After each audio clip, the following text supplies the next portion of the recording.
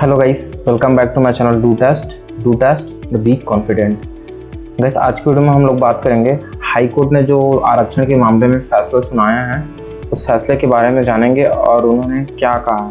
क्या इससे अनुसूचित जाति और जनरल कैटेगरी को लाभ मिलने वाला है और जो अनुसूचित जनजाति या शेड्यूल ट्राइब के जो लोग हैं उन्हें इसका क्या नुकसान उठाना पड़ सकता है।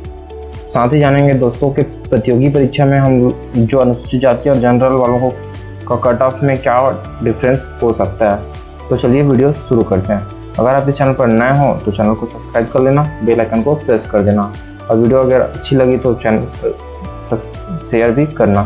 चलिए वीडियो में आगे बढ़ते हैं। गाइस, सबसे पहले हम लोग दैनिक भास्कर का एक न्यूज़ कवर कर लेते हैं जिसमें हाई कोर्ट के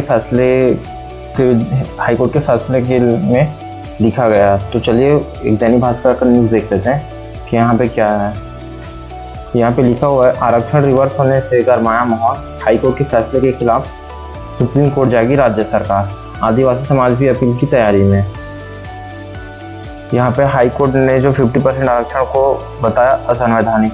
गाइस, या पहले आपके यहाँ छत्तीसगढ़ में 2012 के बाद 58% जो है आरक्षण को कर दिया था और इससे पहले जो है 2012 से पहले आपका 50% था। तो इसी के बारे में आपके हाई कोर्ट ने ये फैसला सुनाया है।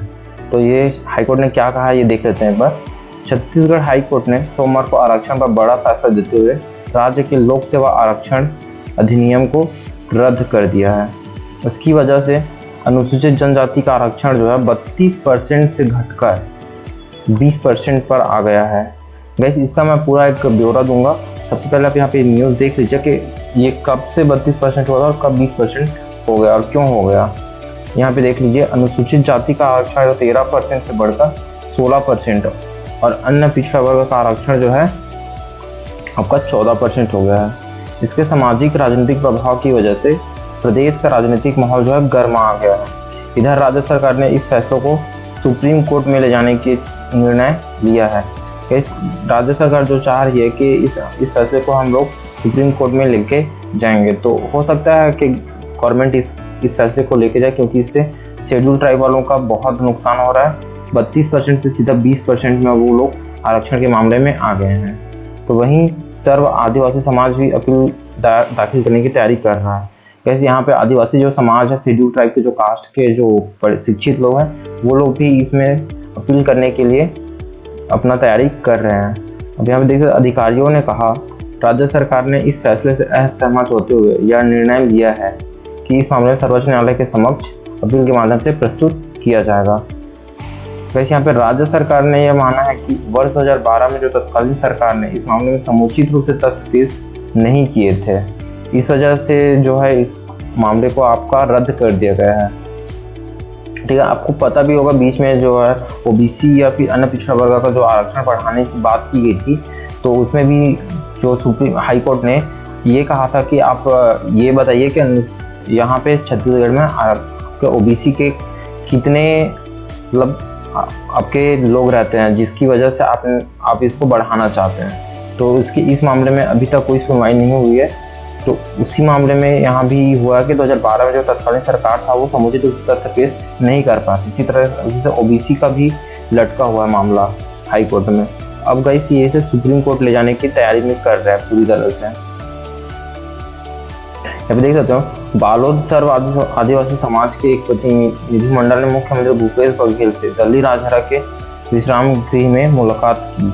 इससे बालोद सर्व आदिवासी समाज के अध्यक्ष उमेदी राम गंगरेल, ऐसे यहाँ पे जो अपने जो आदिवासी समाज के जो प्रतिनिधि हैं वो लोग मुख्यमंत्री जी से आपका आरक्षण के मामले में निवेदन करने के लिए जा रहे हैं, उनसे मिल रहे हैं कि इस आरक्षण के जो नियम जो हाई कोर्ट ने फैसला सुनाया है उसे कम से कम टाला जा सके, ताकि जो एसटी कास्ट के जो लोग हैं उन्हें जो प्रॉब्लम्स हो रही हैं या फिर जो उसकी वजह से जो घाटा है उन्हें ये दिक्कतें सामना न करना पड़े।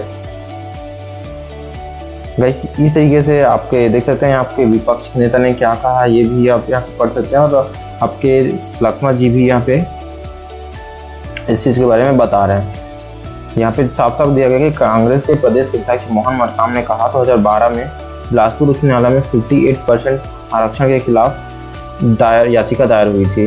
तब रमन सिंह सरकार ने सही ढंग से वह कारण नहीं बताया, जिसकी वजह से राज्य में आरक्षण को 40% से बढ़ाकर 50% किया गया। तब सरकार ने तत्कालीन गृह मंत्री ननकीराम कंवर की अध्यक्षता में मंत्रिमंडलीय उप समिति का भी गठन किया था। रमन सरकार ने उसकी अनुशंसा को भी अदालत के समक्ष प्रस्तुत नहीं किया, जिसका परिणाम है कि अदालत ने 58% आरक्षण के फैसले को रद्द कर दिया है। गाइस, जो आपके पिछला सरकार था डॉक्टर रमन सिंह जी का, उसमें उन्होंने जो तथ्य कंप्लीटली पेश नहीं कर पाए थे, इस वजह से जो हाई कोर्ट ने इस आरक्षण को 50% आरक्षण के फैसले को जो है रद्द कर दिया है। चलिए गाइस, अब इससे पहले हम ये समझ लेते हैं कि ये 58% आरक्षण 2012 से पहले क्या था और 2012 के बाद क्या था। इसके बाद ये जानेंगे कि प्रतियोगी परीक्षाओं में इसका क्या असर पड़ सकता है। गाइस, सबसे पहले हम लोग बात करेंगे आपका 2012 से पहले रिजर्वेशन क्या था। यहाँ पे आपके 2012 से पहले रिजर्वेशन आपका एससी के लिए 16% था और आपके एसटी के लिए 20% था। इसी तरह से ओबीसी के लिए आपके 14% था। उसके बाद जैसे ही ये आपका 2012 के बाद रमन सिंह जी ने आरक्षण में कुछ बढ़ोतरी की, उसके बाद आपका आरक्षण का जो नियम था वो शेड्यूल कास्ट के लिए आपका 12% कर दिया, जिसमें 4% का शेड्यूल कास्ट में आपका 4% का जो है लॉस हुआ था। उसके बाद आपके एसटी के लिए 32% था और ओबीसी के लिए 14% था। गाइस, इसमें सबसे पहले मैं आपका टोटल आरक्षण आपका 50% तो 16 एससी के लिए, एसटी के लिए 20 और ओबीसी को 14% मिला के आपका 50% आरक्षण था। लेकिन उसके बाद जब बढ़ोतरी की गई तो आपका एससी के लिए 12% कर दिया गया और एसटी के लिए 32% और ओबीसी को 14%। तो इसमें कुल मिला के आपको 58% आपका आरक्षण दिया गया था तो आफ्टर 2012। उसके बाद कुछ टाइम बाद आपका इकोनॉमिक वीकर सेक्शन के लिए भी 10% का आरक्षण किया गया। इससे अब अभी वर्तमान में क्या हुआ, हाई कोर्ट ने ये जो 2012 के बाद जो आरक्षण दिया गया था 12%, 32% और 14% को, इसको अमान्य या रद्द करते हुए वापस से जो 2012 से पहले जो रिजर्वेशन रूल थे वो लागू करने का सोचा। इससे क्या हो रहा है, जो एससी कास्ट के जो कैंडिडेट थे उन्हें 16% का आरक्षण मिलेगा और एसटी कास्ट के जो कैंडिडेट थे उन्हें 32% से आरक्षण से कम होकर सीधा उनका 20% आरक्षण मिलेगा। ठीक है, इसमें अब ओबीसी में कोई हेरा फेरी नहीं है क्योंकि इसमें 14% पहले भी मिला था, अभी भी 14% मिलेगा। इस तरीके से इसमें आपका ओवरऑल ओबीसी को 14% का आरक्षण मिलेगा। अब बात करते हैं हम प्रतियोगी परीक्षा में क्या हो सकता है। गाइस, प्रतियोगी परीक्षा में आपका हम लोग मानते हैं 100 पोस्ट के हिसाब से मानते हैं। अगर आपका 100 पोस्ट 2012 से पहले आपका था तो उसमें से 16%, 100 में से 16 पद जो है एससी के लिए था। इसी तरीके से 100 में से आपका 20% जो है या फिर 20 पद जो है एसटी के लिए आरक्षित रह रहा था और ओबीसी के लिए जो है 14%। अभी क्या हो गया, 2012 के बाद से एससी के लिए आपके 100 में से 12 पद ही आरक्षित रहते हैं, एसटी के लिए 32 और ओबीसी के लिए जो है 14। लेकिन अब वर्तमान में क्या हुआ है, हाई कोर्ट ने जो स्टे लगाया है आपका 58% आरक्षण में, यानी आफ्टर 2012 के बाद जो आरक्षण था उसमें जो प्रतिबंध लगाने के बाद आपका रिजर्वेशन जो है आपका वापस से शेड्यूल कास्ट के लिए 16% हो गया, यानी 100 में प्रतियोगी परीक्षा में 16 पोस्ट जो है एससी के लिए रिजर्व रहेगा।